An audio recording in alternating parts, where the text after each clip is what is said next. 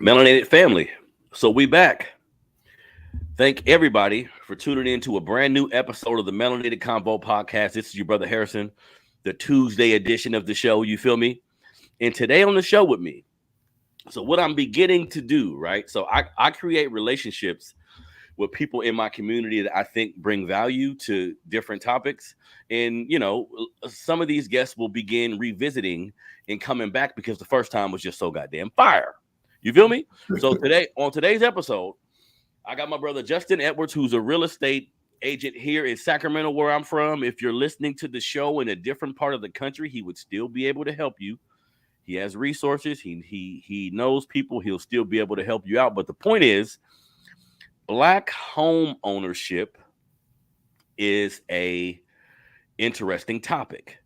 It's something that we need to discuss. The amount of wealth that's been siphoned from our community, the amount of us that own homes, the amount of us that don't even consider it a possibility. In America, as Justin knows, home ownership is one of the biggest signs of wealth in this country, right? Yeah. So today on the show with me, I got my brother Justin Edwards, who has his own LLC, which is Just Win Realty. So everybody, do me a favor and welcome my brother Justin Edwards. How you doing, Justin?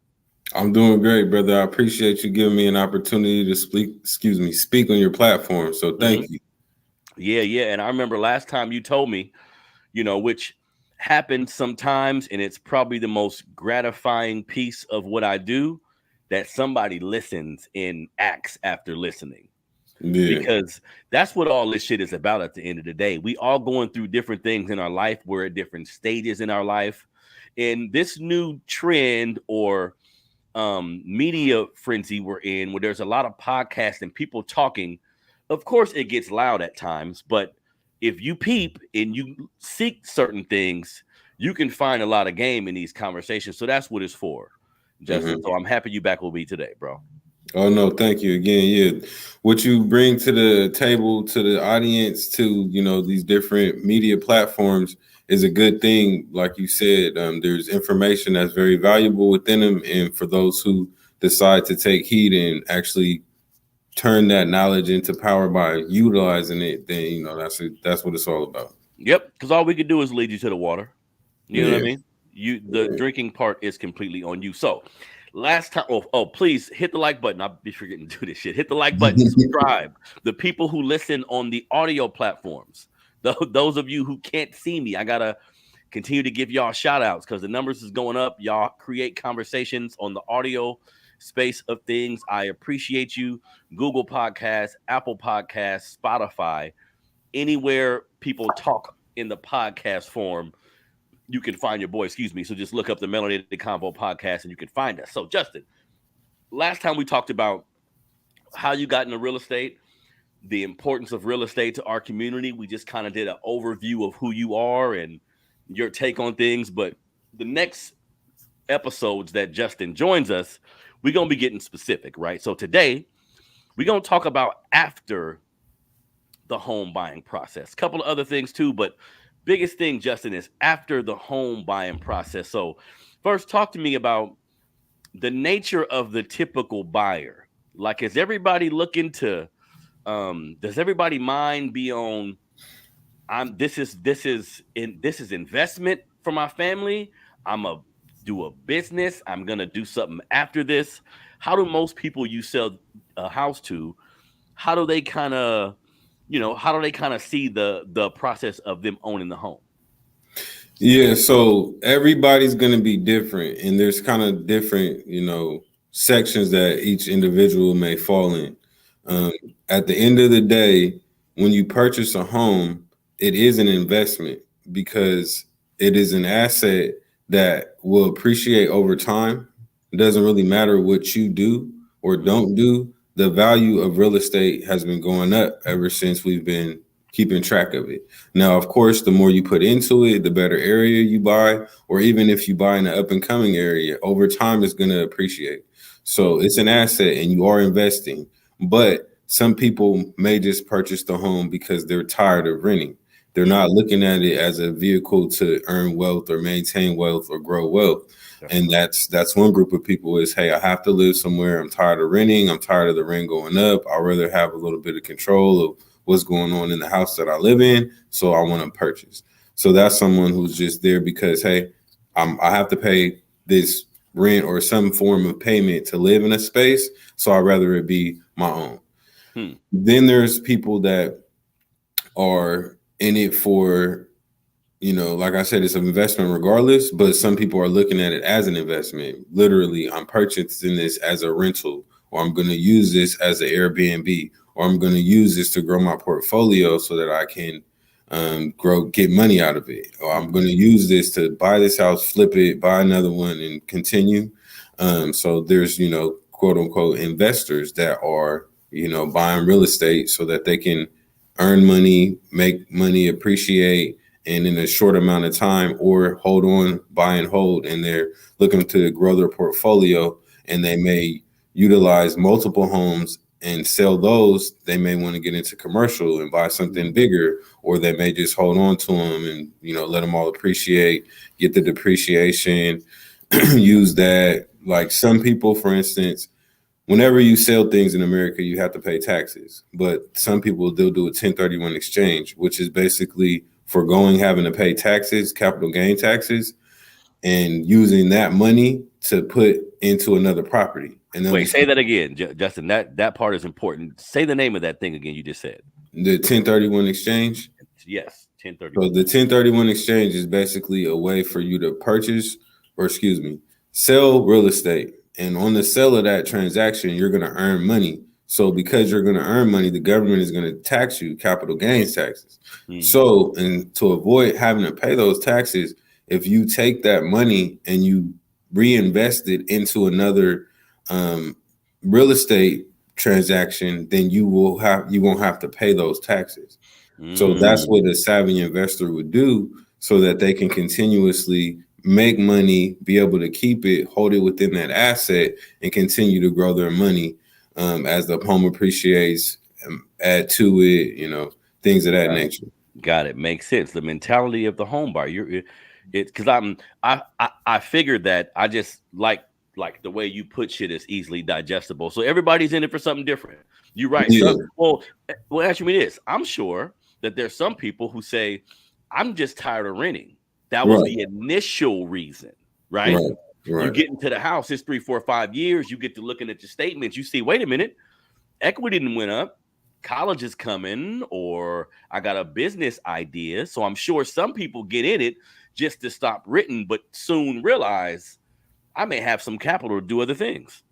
Yeah, that happens, and especially within the last couple of years. I have people like, well, I help them buy a house in 2020, and then by 2022, they got $100,000 in equity. They're like, well, what could I do? But it all depends on the market that you're currently in, because you may have that equity, but if the market has went up, then all you're really going to be able to do is take that money to buy another house, because of course, once you sell your home, you don't have a place to live. So either you're going to become a renter, or if you are going to buy another home, you're going to be using pretty much all of that equity to purchase your next property.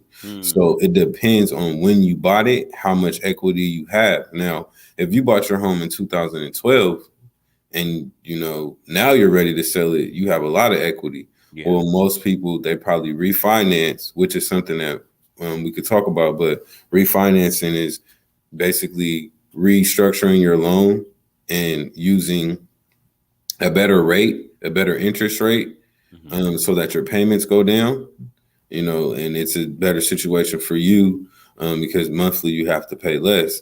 So, it essentially is saving you money year over year. But go ahead. Yeah. So let me ask you this. So if somebody is like a regular person with a job, they're not thinking investment per se. They just know, buying a home can accumulate wealth for a family. What are some things they should be thinking? Like when you approach the home buying process from the mentality that I want to make sure I maximize this transaction so I can have a lot of money later or be able to do something later. What should you be thinking, or how should you approach it if you want to make sure you're getting a property that's going to appreciate later or put you in a position where you can use the funds later? You know what I mean? Yeah. So one thing is you're going to want to upkeep your home. So, when you purchase that property, you're more than likely going to get a home and a pest inspection, and they're going to tell you everything that's wrong with that property. So coming into it, you know what's wrong with it. But then sometimes things happen, and sometimes things are fine during the inspection, but a month down the line, a year down the line, 3-4 years down the line, something comes up. So one of the main things you're going to want to do is continue to upkeep your home. This means when you know something is wrong with it, don't wait for it to become a catastrophe before you address it. Yeah. If you don't have the funds for it, then start saving up the funds. Create relationships with professionals in all areas that your home has: electrical, heating and air, plumbing, contractors, painters. All of that is going to matter because these are going to be the different things that probably will go wrong, or these are going to be the professionals that you need to work with so that when you do need to upgrade your old bathroom so that you can add equity and put sweat equity into it, now you have a plumber, a contractor that can, flip your bathroom for you or, whatever. So for one, the first thing you're going to do is upkeep your home. The second thing you're going to want to do is maintain your financial stability. In order for you to get a home loan, you have to have a certain financial profile. You have to have a good source of income. You have to have a certain credit score. So if you can continue to maintain that, if there is an opportunity within a housing market, or if you want to refinance, or if you want to do a HELOC, then you're going to still need a good profile in order to take advantage of those opportunities. So you want to make sure your home is in good condition and keep it in good condition. And then you also want to make sure your financial portfolio and profile still is looking good so that you can take advantage of any opportunities that come with you owning a home. Yeah, so that makes sense. Sweat equity. That stands out to me because I'm sure, like we did, there's a lot of people who buy a house and you're going through the process and you're familiarizing yourself with it. But if you don't know people who owned a home in your family or something, you may not realize that shit, everything that happens in the home now, that shit's up to you. Yeah. Like, you got to fix it. And you make it a good point. I've heard people say, shit, I love my home and I'm happy I made the decision, but damn, I miss my apartment because they came to fix everything for me. You know what I mean? And you made a good point. Making relationship with professionals. That's what I'm learning. Electricians, people who do carpet, having a relationship with someone like this not only may give you like special benefits at times, but you need that relationship because you may have to call on them at a blink of an eye. You know what I mean? Mm-hmm. Yeah, for sure. So that's what I'm working on now is putting out, a kind of like a PDF for all things related to a home. It'll have multiple contractors, electricians, HVAC, plumbers. So I'll get it to anybody that needs it so that whenever something does happen, or just so you can have it because something will happen. So yeah, that's big to have that for sure. Yeah. And also, sorry to cut you off, but no, go ahead. A way to save money is, a lot of this stuff seems like it's harder than what it is. And if you utilize YouTube, you could do a lot of stuff. Like I've changed the garbage disposal. I put a dishwasher in. I did some plumbing before. And it's just really, it'll save you money. It may take a little extra time and you may have to go through a little trial and error, but more than likely it'll be cheaper. And then you'll have that skill set so that you can, do it again if you need to. So that's something that you could think of. That's golden right there, bro. Because my partner Art, like all of us live in homes that are owned. You know what I mean? All my homeboys, thankfully, most of us. And my homeboy Art, this dude did a whole bathroom on his own. So, yeah. Because really, like on some real shit, you when you hire a contractor of some sorts, this is a man. It's just a man that has a skill set. Right. Like you said, a lot of this shit, you could go to YouTube.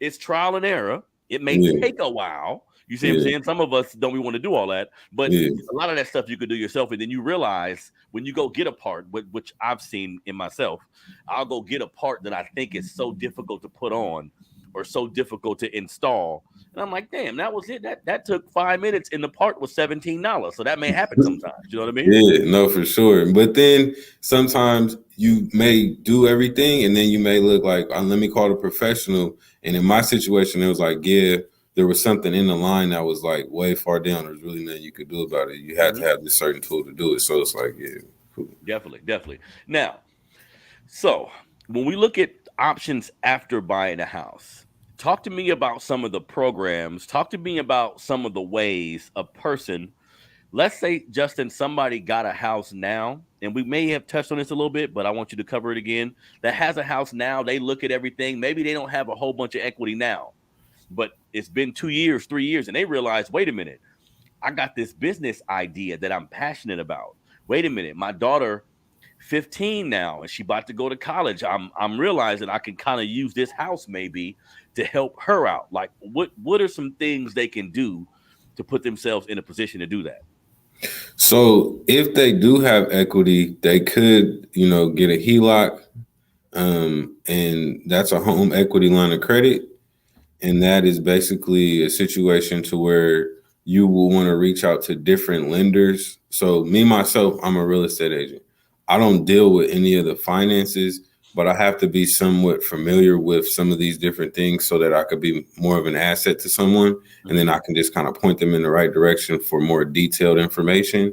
But the basic idea of it is basically you're lending against your house. You're borrowing against your house in order to use those funds to put them somewhere else. So, for instance, if we're talking about equity, for those of us who don't know what equity is basically, let's say your home is $500,000, right?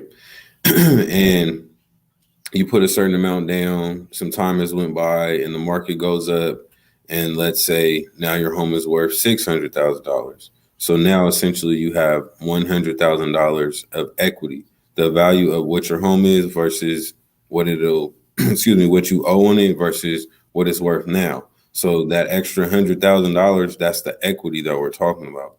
So let's say that you decided you wanted to get a home equity line of credit. You reach out to various lenders, see who has the best program, the best rates for you. And then you will be able to, essentially it's like a credit card. They won't give you the whole 100,000. They'll typically do like 75 to 90% of the LTV, the loan to value of that. And then you can utilize that to, put that into one of your businesses and things of that nature. But there's a lot of things that come with it that you're going to want to familiarize yourself with. And like I said, a good lender will keep you up on game on what's going on. And also would also say you will want to reach out to multiple lenders just so that you can get the best situation. A trick is once one person gives you one set of information, use that information, go to a different lender and be like, hey, this is what they said they could do for me. Typically, they'll point out everything that like, oh, well, they got you here, and I can do this for you. So it's a way for you to put yourself in a better position and also be more familiar with some of the tricks that they may play so that you're not getting worked on it, because it is a loan on your home. So your asset is the collateral. It's less strenuous than getting a home loan because it's not a government-backed entity that's, saying yes or no, but you still have to be smart. Don't do it if you don't have a real plan, and don't gamble on your home because it can get taken away from you. You don't want to. Because I've seen people who have refinanced, Justin, and they just wanted the money. Like, because what you just said rung a bell, like no plan. I've seen people, they mean well, but they was like, you know what? I see what I see the amount of money my house is raised in equity. Shit, I just want a new car. I just want to put some money in and make and go to Vegas, but not realizing now your payment's higher. Now you deeper in. You know what I mean? Yeah. So that's a good thing. So like you said, refinancing is another thing. If the interest rates are lower at a certain time, because interest rates, they fluctuate. It's not just interest rates are 5%. They're going to stay that forever.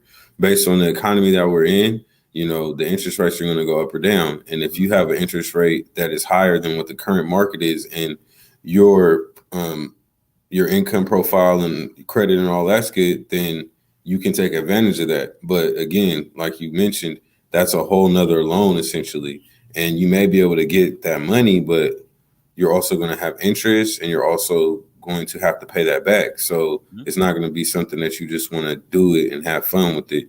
You have to have an organized, structured plan that's going to also bring you more money, because essentially you're going to have to pay back that money. So you don't want to just. Yeah, no, completely. And everybody, if you're just joining us, I'm with my brother Justin Edwards. He's a real estate agent. We're talking about real estate in the Black community specifically, different things you can do after buying your home to maximize your opportunity, like to maximize your home. Because one thing I want to talk about now is in this country, the housing disparity, like between Black and white families, that's something we always have to address, Justin, because since the 60s, like the home disparity in the 60s is pretty much worse now. You know what I mean? Looking at the median income for Black families is like 45,000, something like that. Medium income for white families is almost 75,000. So racism, white supremacy, the system that we live in, has created some of these disparities. But as a people, we need to do the best we can to get an understanding of how it works and maneuver around it. You know what I mean? Yeah, no, for sure. Racism has, it's historically documented that redlining and things of that nature have been done against people of color. So it's not a situation where someone's being emotional or, making an excuse. But also in the times that we live in, you have access to more information than you ever had before. And, it may be a little bit harder to get a job, but we're in a different position to where we can get certain types of jobs, and, be making that income. Now, one thing that we have to do, like you mentioned, is change our mindset. Instead of being stuck in the space of knowing that the system is against us, we have to determine how we're going to maneuver within the system to benefit ourselves. Yep. So you have to, first want to own a home. And if that hasn't been something that has been preached, or you didn't grow up like that, then it may not even be a thought. And, home ownership definitely has a relationship with wealth in this country. They're not making any more land. They're just going to, divide it up certain ways, and you have to get your piece of the pie so that you can be a part of certain things. For instance, when Donald Trump was in office and we were going through the whole Corona situation, homeowners didn't have to pay their mortgage, and they could put all of the money that they owed on the back. So the back of their loan. So that's just one little instance where if you would have owned your home, you could have been making, let's say, $24,000 more than a person that was a renter if your mortgage was $2,000, because every single month you didn't have to pay it.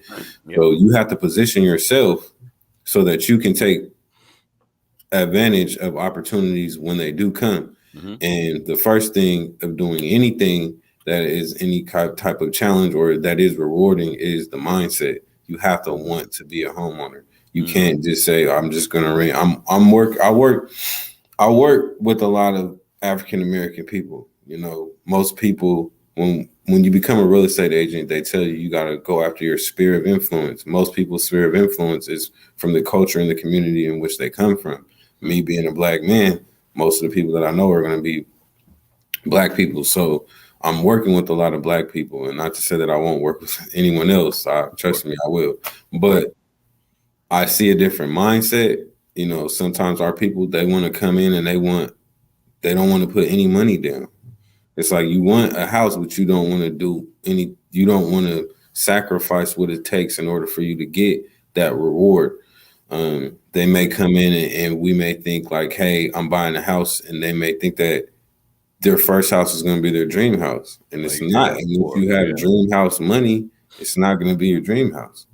So that is one of the things, is being willing to do what you need to do to put yourself in a position to take advantage of owning a home, and then also being realistic and making certain sacrifices that you need to accomplish that goal.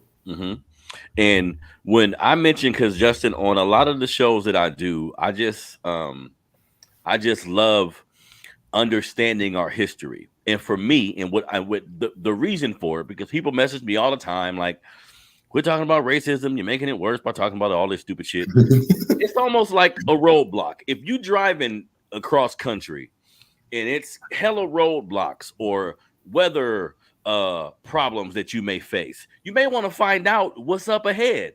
You see what I'm saying? And also, sometimes I know black folks who may look at the outside world. I'm speaking specifically about black folks that grew up in hood environments in inner city communities. They were only familiar with the 4 or 5 blocks that they frequented every day. They don't even look at the outside world as a possibility, Justin. And sometimes we talking home ownership, bro. Sometimes this should be as simple as how you interact with the American populace. Do you go to games? Do you go to Disneyland? Do you go to some people in our neighborhoods? They haven't even put themselves in a position mentally where they see they are a part of the American society. We feel shut out sometimes. So we feel like that's not for me. That's for white folks. Black people, y'all need to get off that shit, man.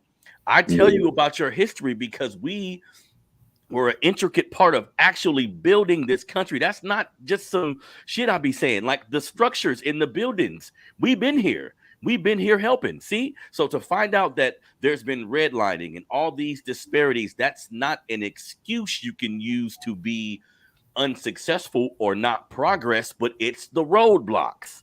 Know the roadblocks. So if it comes to you, because that'd be the big thing I'll be thinking, Justin. If it comes to you, if you find yourself in a situation where you're faced with something like this, you don't internalize it. You say, okay, this that shit they be on. I read about this. I knew about this. Let me move that way. You know what I mean? Yeah. So just speaking of that, like for instance, there's been, I don't know if it was a couple of years ago, but there was a situation where a black family got a home appraised and it appraised less when they were in a home versus when they had their white family in the home. So or white friend or whatever. So knowing that, we could be mad and be like, man, this ain't cool. And it's not, but you have to move. What's going to get your goal accomplished? If you're trying to sell a home, and we tell anybody this, whenever you're selling a home, you want to make the home neutral. You told me that. You want the home, yeah. So you have to do what you have to do because you have to understand what's going on. Your goal is to get the best value, the most money out of this property. Yeah, it is your home, but it's not about to be your home after you sell it. So you have to put it in a space so that someone else can see themselves in a home, and so that you don't get less of the money that you should get because you are the person that owns that home. So yeah, definitely, we got to understand the roadblocks. We got to know them, but we can't have the biggest roadblock be in our own minds because we're being ignorant or scared or feel like we can't do it. Damn right, and we need to continue to condition ourselves to get out of survival mode. I've been there too, where if all you thinking about is what's for dinner tonight, you got to change your mentality, family, especially if you got kids 10, 20 years down the road. Start seeing yourself alive. We know how it be. A lot of young dudes in the hood they'd tell you, I didn't think I was gonna live past 21. So it's like all these other years is just extra damn near. I'm gonna do, you know what I mean? No, for real. So when it comes to wealth and home ownership, that's one of the biggest ways a lot of people gain their wealth. Yes, because it's a savings account. You have to pay your mortgage or they're going to take your house. So if you are paying your mortgage, you're paying down the note. And even though majority of the first 20 years is interest, but there's ways that you can go about to where you say, hey, this is directed towards the principal so that you can pay it off faster. But you're paying that down. So essentially your home is a bank for you. You're putting money into it every single month. Now the home goes up in value. Now it's time for you to sell and you have X amount of dollars, hundreds of thousands of dollars. This is the way a lot of people have gained their wealth in America. Now, also people that have already become wealthy or who, already are wealthy, they maintain their wealth by using real estate. So, Oprah, she made money off of broadcasting and she became big off of that. But a lot of her money is in real estate. If we look at Tyler Perry, if we look at Rick Ross, these people have purchased large amounts of real estate and used them as businesses so that so they can maintain their wealth and also further grow their wealth, because it is something that isn't gonna depreciate. It may have a small down, but it's always going up. Go back and look at how much homes cost 30 years ago. There's no home that costs that much right now. So it's just, that's what happens. That makes sense. And again, our mentality about these things just need to change, because I was reading the median incomes of black families and white families, and a lot of that separation that we see is strictly in the home buying process. I was reading, and basically what it was saying, Justin, is the family of whatever white family we're talking about, their parents and parents bought homes. So either they're living in a home that was bought by their parents, or they lived in a home that was purchased their whole life. So the natural progression for them is to buy a house when it's time for me to live somewhere. A lot of us come from environments where it's an apartment, or you're renting, and the family or whoever you live with, don't even mention home ownership. They don't even try it.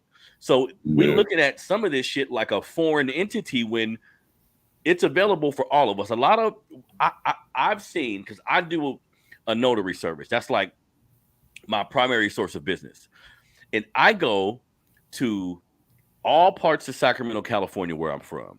Roseville, Rockland, a lot of suburban Caucasian environments. And the people who live in these homes, you would think they making $100,000-$200,000 a year. No.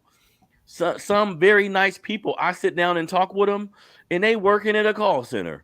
Justin, they just working a regular job. But I'm like, damn, you in Roseville? No. This is the Negro mind. And our communities, we have to keep this real. Our communities have been sectioned off. You see? So to me, one of the biggest attributes to racism is the lie that we're all together.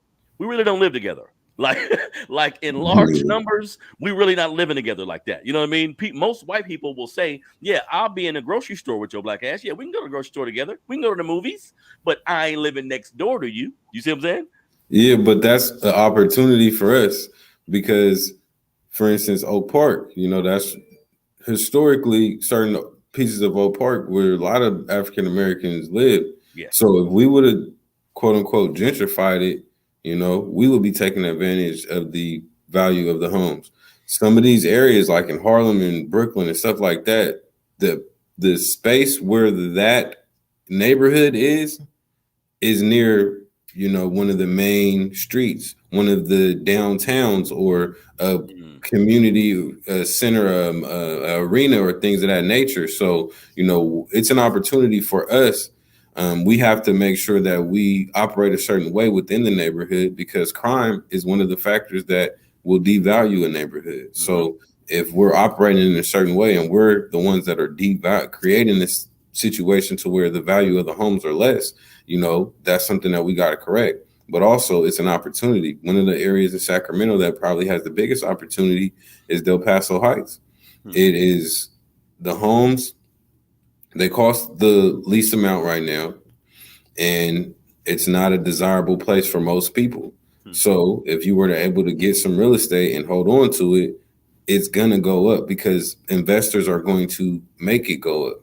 People have to live somewhere, so it's just going to go up, and you just have to position yourself so that you can buy and hold, or buy it and then sell it and go somewhere else. But, most people, when you buy real estate, the goal should be to try to, like Monopoly, you need to buy as many properties as you can and hold on to them and pass them down.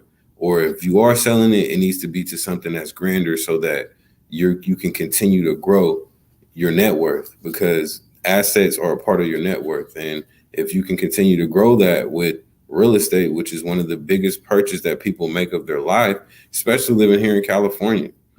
People say, man, I'm about to go to Texas, or I'm about to go to Atlanta because my money can't stretch that far here. And that's true. But if you do have an asset here, if you do buy a home, you are sitting on $500,000. You are sitting on $1 million. You don't have it all right now, but eventually it will become that. And that's the opportunity. Yeah, and damn, that's an interesting conversation, bro, because a part of me knows that, like our mentality needs to change when we're in a particular neighborhood. If you parking on the grass, if you treating it a certain way, we need to shift the mentality. But then we also know, Justin, when we look at some of these urban communities, the tax dollars aren't there, right? So the city may not be fixing the street in the potholes the way they need to. They may not be, upgrading the parks and the different things around the way they need to. So how do you feel about that? Like how do we adjust our mentality when we know some of our communities, like you mentioned, Del Paso Heights, it's not a desirable place. How can we make it a desirable place? Well, so what we're talking about is government funding and deciding on where to spend those dollars. Each city, each section of Sacramento is set up in different districts. If you're within that district, you can go talk to them at the council meetings. And this is when we're talking about voting. You can control your area of Sacramento if you band together with the right people and operate and move in a certain capacity. Because if we're able to band together and say, hey, look, all these people will vote for you, but this is what they want. But we have to band together so that we can be an asset to them, so that they can be an asset to us. At the end of the day, if they're going to get over on this, that's what they're going to do. But we can't move with thinking like, all right, we're hopeless. What do we do? That's deep. Maybe a year or 2 years ago, I interviewed the mayor of Citrus Heights. I didn't even know Citrus Heights had a mayor, but black lady, right? And I was hell on the whole political process for a large part of my life, bro. But she enlightened me, and she was like, hey, look, locally, I'm black. I'm in these rooms fighting for y'all. But when we have these meetings, when I say, hey, 9 white men who are elected officials, this is what my section needs. If y'all don't come out and tell them to, it could be null and void. When we have these meetings, y'all got to come and say, yes, she right. There's a pothole on 13th, because a lot of times, damn, white folks and other people, they call in the police, they call in the city official, anything they see wrong in their community, they're using their voice to express how, I'm not going to let this happen. Somebody come. And we need to get in that mentality. Like, no, this is our country too. This is your spot too. If you don't like the potholes, if you don't like the school being underfunded, go to the meeting. See what they're talking about. Involve yourself. You know what I mean? No, for sure. We gotta take a page out of Karen's notebook and use the voice and the nonstop. It's the what is it called? The tenacity. Yeah, so we have to do it. If the way you get a problem solved is by voting, then we're gonna have to control that vote. Yep. And it's just something that we have to do. If we're doing everything else, if we're the ones that are saying, all right, look, we're gonna keep everything cool around this neighborhood. Now we need a little bit of extra funding to get this situation addressed. We're going to vote for this person because this person said they're going to help us with this particular situation, and this is the right person for the vote, or this particular whatever laws or different things are going on within the politics of our areas that will benefit us. We have to be involved in order to see the changes that we want. So for sure. Yep. And then sometimes you're right. And I'm aware of this. Politicians be full of shit. They'll lie, they'll pander, they'll do a lot. But, and I'm learning this day by day, if you take a stance where I'm not going to be involved at all, that may be detrimental. You may need to figure out how can I, like, I'm using my platform. That's why I'm like, any politician that want to come on that's black, come enlighten us. Come tell us what we're doing wrong as black folks, because I'm never going to speak in absolutes. All black politicians ain't full of shit. All of nothing ain't something. You see what I'm saying? Right. So there are outliers in those of them who say, nah, I got into this to make changes. I just see the roadblocks and how difficult it may be, but I'm going to need the assistance from the people too. You know what I mean? No, for sure. I agree with that. I'm not heavy on the politics, but if this is how our country is ran, then we got to find a way to position ourselves so that it can benefit us. every other group is doing it. So if we got to collectively put some dollars together or do whatever it is that we need to, we have to have the right mindset, get with the right people that are ready to move in the direction that we need them to, and collectively come together so that we can benefit from our efforts. And this is something that, because the political forum in that structure is one vehicle that America uses to make change. But as Black folks, we can do a lot of stuff ourselves too, just by changing our mentality. I tell this story. Near my house is like an Arabian liquor store, like Arabs run it, cool people. A couple stores down is like an Arabian restaurant, right? And they work so close together that I can be at the counter buying something from one of the Arabs. Nice dude. Excuse me. The Arab from the Arab from the restaurant walk up. He damn near leave me a little bit to holler at him. He give him change for 100. He do some old shit I ain't never seen before. I said, "Oh, that's group economics right there." For sure. That's looking out for your own. See, so first things first, Black folks, we talking about real estate with my brother Justin Edwards, what to do after buying a home and fixing our neighborhoods. But damn, how do you feel about Black folks first? You being Black in America, how you feel about your brother? If he step on his shoe, you gonna kill him? Huh? Like how are you viewing the Black man right next to you? Is that your competition? Or is that a potential person you can collaborate with and do something positive? You know what I mean?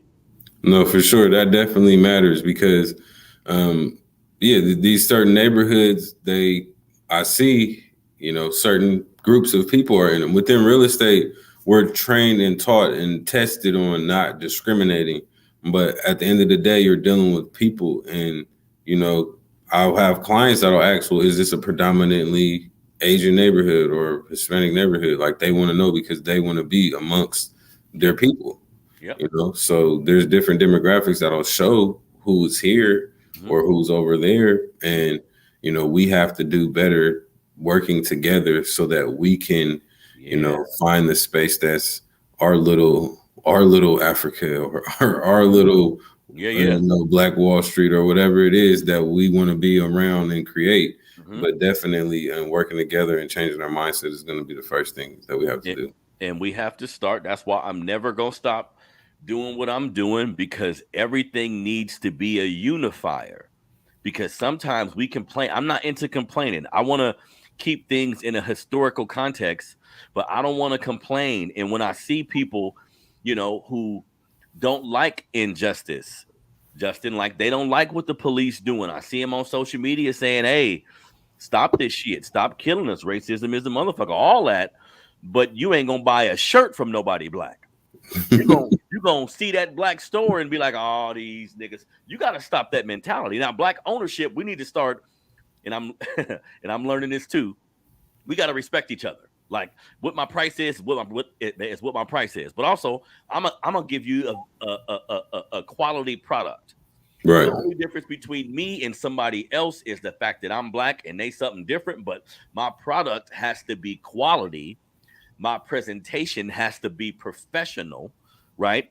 Like we should give that to each other. But at the end of the day, if we not unifying, we not doing nothing. You can, to me, on some real shit, Justin, you can vote all you want. If you don't really like niggas, if you don't really fuck with your community like that, you can vote as much as you want to vote. But you need to go where the Black people are who give a shit and figure out what y'all can do together. Just like you were saying. And I know a lot of Black people, bro, in this city and many cities who they get together and they move mountains. You know what I mean? Yeah, no, for sure. One of the greatest examples is the African market off Florin and 24th. Come on now.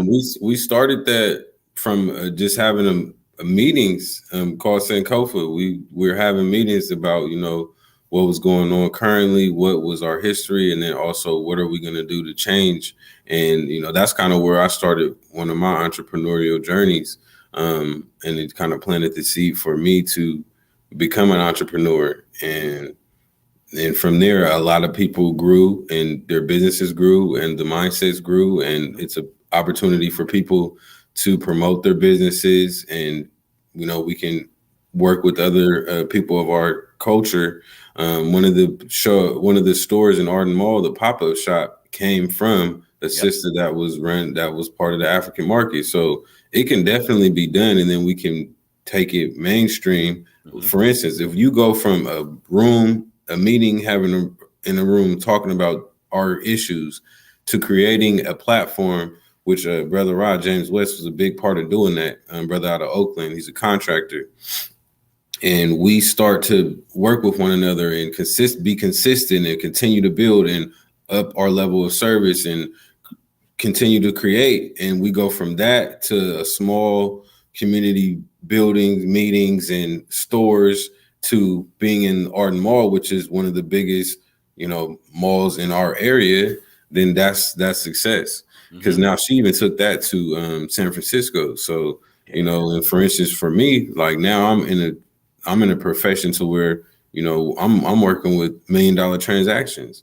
And so we can do it. It's just a matter of us planting the seed and tending to the seed and watering it and nurturing it and going through trial and error, but continue to elevate. And that's what we have to do. Everybody has to play their part. I'm so happy you brought that up, because for me, when I first began going to the African marketplace, even now, I was ecstatic, bro. I talked about it on my show every chance I could. It was the biggest model of possibility that I seen in my city. But we have to, again, our mentality has to change. I ain't gonna lie. I done told niggas I'm going to the African marketplace, and they was like, for what? I said, huh? You gonna buy some bamboo? I said, oh, you mother, man, come on now, man. That's the spot you want to. And for me, sometimes, Justin, just being in places like this, for me, I just love the culture, bro. Black folks got it fucked up thinking when we get together, we shoot and there's in violence is gonna ensue. Nah, it depends on the energy. See, right? That's the caveat. When you get a large number of black folks together, why are you there? If you're there to dance and drink, who knows what can happen, right? If you're there to shop, if you know this is the African marketplace and it's going to be Afrocentric items and knowledge, it's amazing. Everybody there be on that. Right. You see what I'm saying? So we need to continue to create spaces where we can thrive, and it ain't got nothing to do with shaking our ass or rapping or nothing nefarious. You know what I mean? Because that energy there, it'd be like, damn. You know what I mean? And this is in the middle of the hood. This is in the middle of the hood. Ain't never been no shootout there. Ain't never been hella fights. Ain't never been none of that, because the people there have a particular mentality. You know what I mean? No, for sure. And that's it. That's what we need. And that's what's going to take for us to get to the next steps or the next level, or to create what it is that we want to create and solve problems. Definitely. So my brother Justin Edwards, man, and like I said, next time he come back, we're gonna discuss another specific topic related to real estate. But black folks, enough of us do not own homes. Let's figure out why you don't. Maybe you don't want to, and that's cool. But if you have children, if you have grandchildren, it would behoove you to figure out a way to see how this structure can benefit you. Because again, in our country, this is the biggest indicator of wealth here in America. So I'm going to continue to bring my brother Justin on just to impart wisdom. Because I tell people about the show, and people have reached out to me and said, hey, the dude that was speaking real estate, that was game right there. Now I'm going to try it out. Now you know what I mean? So we just need to spark the seed of the minds of our people. Brother Justin, do me a favor, man, and tell everybody how to get in contact with you. So you can contact me directly via phone, text. My phone number is 916-710-3135. That's 916-710-3135. And you can email me as well. My email is justin@justwin916.com. So that's justin@justwin916.com. I am going to be hosting a homebuyers workshop February 22nd on Wednesday from 6 to 7. So you guys can follow me on Instagram at JustWin916 and JustWin Realty on Facebook, Justin Edwards on Facebook as well. So yeah, I'll be at the African market of The African market is every first and third Saturday. I'm going to be there the first Saturday of February, which is this weekend, and I'm going to be promoting the my business as well as home ownership and the event that I'm having there, the workshop. We're also going to be helping you with credit repair, how to get a home loan, answering your questions there, and then also insurance, whether that's car, home, or life insurance. So we're going to have 4 different professionals there to assist with all of that. So there's no excuse. You have access to all of us. On the flyer, there's all of our information. The Eventbrite is up now. So I'll be sure to get you the link. So if people want to join that, they can. But yeah, it's just we have to change our mindsets. We have to want to be homeowners. And within 2 years, anybody can do it. Yep. And what I've learned about most of the things I've been even semi-successful at or semi like happy with the progress of, everybody, you got to take that first step. Like I've known so many people, Justin, who just thought they couldn't buy a house, just thought that's not even something I can do when you ain't even talked to a real estate agent. Yeah. And Justin, what you said last time, I remembered a lot. Just call me. Let me see where maybe today you came. Yeah. Right. Maybe today you came, but call me. I can walk you through. And like you said, within 2 years, maybe you can have a house. I just helped a lady that I got in contact with in December. We got her pre-approved. She needed to wait to have a certain amount of money. And I'm only talking like $5,000. And right now I just got a counter offer for her offer we're gonna be in contract for her to be a homeowner by the 1st of March. So it can happen within 2 months. It's not anything that has to be drawn at, exaggerated time period. Yep. If your profile's ready to go, me and my team can get you right. And I'm talking about getting credits. I'm talking about CalHalfa paying your down payment. So it can happen. All the excuses that you have, my credit isn't right, I have a credit repair person for you. I don't have enough money for the down payment. I have a program for that. Whatever it is, I want this kind of home. We'll look at these different homes. We'll let you know what you can qualify for. And like I said, you may have to sacrifice. If your first home isn't going to be your dream home, but it will put you in a position so that you can use that equity to get closer to your dream home. There we go. There we go. So this is your brother Harrison, man. This is the Melanated Convo podcast. Please continue to follow, like, share, subscribe to the Melanated Convo YouTube page, all the digital subscribers and everyone who listens on the digital spaces. I appreciate you guys. This is your brother Harrison, my brother Justin Edwards from Just Win Realty. We out. Thank you.